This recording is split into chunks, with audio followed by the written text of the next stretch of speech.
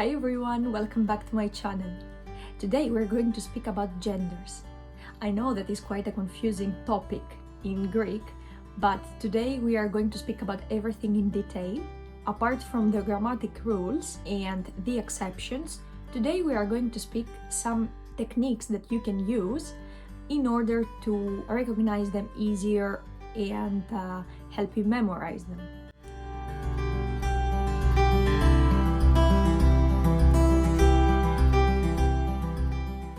So earlier this week, I asked you guys through my Instagram account, in which language do you prefer me to teach? And as you can see, most of you voted for Greek with English subtitles. The thing is that if you find it difficult to follow the lesson, just feel free to let me know in the comments and I'm going to switch it back to English. I did that just because I know that interacting with Greek language in your daily life, let's say, it's quite hard because there are not so many sources for you to listen native speakers to communicate in Greek. So that's why I had this idea. But yeah, if you find it difficult, just let me know. So let's get started. Τα ουσιαστικά είναι λέξεις που φανερώνουν άνθρωπο, πράγμα, ζώο ή τόπο.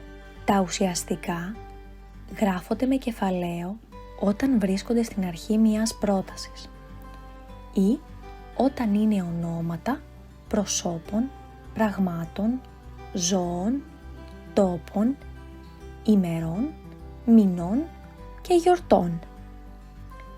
Για παράδειγμα, ο Αύγουστος, η Δευτέρα, η Αθήνα, ο Γιώργος.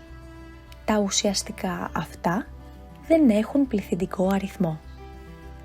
Κάθε ουσιαστικό ανήκει σε ένα από τα εξής τρία γένη: το αρσενικό, το θηλυκό και το ουδέτερο. Καταλαβαίνουμε τα ουσιαστικά από το άρθρο που τα συνοδεύει. Ο για τα αρσενικά, η για τα θηλυκά και το για τα ουδέτερα. Τι κάνουμε όμως στην περίπτωση που δεν υπάρχει άρθρο για να μας βοηθήσει να καταλάβουμε το γένος? Σε αυτή την περίπτωση παρατηρούμε την κατάληξη των ουσιαστικών. Η κατάληξη για τα αρσενικά ουσιαστικά είναι το σίγμα τελικό. Φούρνος, αναπτήρας, υπολογιστής, καφές, παππούς. Ο φούρνος έχει κουλουράκια.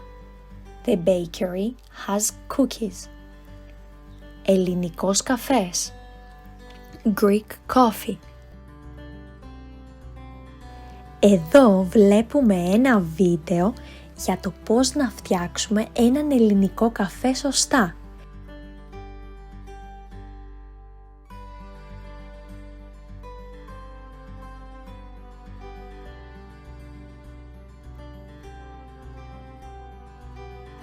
Και να θυμάστε, τη ζάχαρη τη βάζουμε πάντα στην αρχή.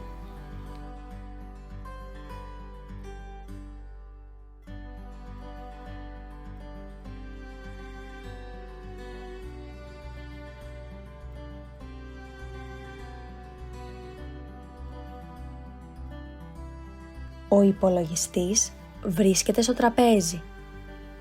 The computer is on the table. Τα θηλυκά ουσιαστικά έχουν συνήθως τρεις καταλήξεις: ή, α, ου, βροχή, Αθήνα, μαϊμού. Η Αθήνα είναι η πρωτεύουσα της Ελλάδας. Athens is the capital of Greece.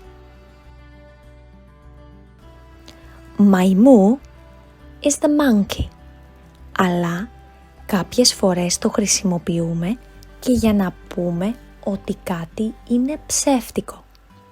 Για παράδειγμα, η τσάντα είναι μαϊμού. The bag is fake. Τα ουδέτερα ουσιαστικά έχουν συνήθως 3 καταλήξεις. Ο, η, μα. Τηλέφωνο, λιμάνι, χρώμα. Ποιο είναι το τηλέφωνό σου? What's your phone number? Το λιμάνι του Πειραιά. Port of Piraeus. Τι χρώμα είναι το φόρεμά σου? What color is your dress? Προσέξτε να μην μπερδέψετε τα θηλυκά που τελειώνουν σε α με τα ουδέτερα που τελειώνουν σε μα. Είναι ένα πάρα πολύ κοινό λάθος. Το πρώτο πράγμα που πρέπει να θυμάστε είναι ότι το φυσικό και το γραμματικό γένος δεν είναι πάντοτε το ίδιο. Και θα σας το εξηγήσω με ένα παράδειγμα. Το αγόρι γραμματικά είναι ουδέτερο, which means is a neuter. Όμως φυσικά είναι αρσενικό, which means that is a masculine. So, although το αγόρι it's a neuter in grammar, in real life, the natural gender είναι αρσενικό, is a masculine. Το δεύτερο πράγμα που πρέπει να θυμάστε είναι ότι κάποια επαγγέλματα μπορείς να καταλάβεις το γένος τους από την κατάληξή τους. Για παράδειγμα, ο δάσκαλος, the teacher, η δασκάλα, the female teacher. Όμως, σε κάποια άλλα, το ίδιο το ουσιαστικό δεν αλλάζει και το μόνο πράγμα που αλλάζει για να καταλάβεις το γένος είναι το άρθρο. Για παράδειγμα, ο δικηγόρος ή δικηγόρος, ο γιατρός ή γιατρός, ο γραμματέας ή γραμματέας. Το τρίτο πράγμα που πρέπει να θυμάστε είναι πως όλα τα γράμματα της ελληνικής αλφαβήτας, παρόλο που τελειώνουν σε α, είναι ουδέτερα. Το α, το β, το γ. Και τέλος θα μιλήσουμε για τους τρόπους με τους οποίους μπορείτε πιο εύκολα να θυμάστε τα γέννη των ουσιαστικών και για 2 εξαιρέσεις. Αρχικά, ο πρώτος τρόπος είναι να μαθαίνετε το ουσιαστικό μαζί με το άρθρο. Μη μαθαίνετε τη λέξη καφές μόνη της, να το μαθαίνετε σαν σύνολο. Ο καφές, η βροχή, το σπίτι. Θα σας είναι πιο εύκολο στη συνέχεια να αναγνωρίζετε σε ποιο γένος ανήκει αυτό το ουσιαστικό. Επίσης, όσο περισσότερο λεξιλόγιο ξέρετε, τόσο πιο εύκολο θα σας είναι να καταλάβετε το γένος ενός ουσιαστικού. Θα σας πρότεινα να κάνετε πράγματα τα οποία σας αρέσουν. Για παράδειγμα, να ακούτε μουσική ελληνική και μετά να γράφετε τους στίχους.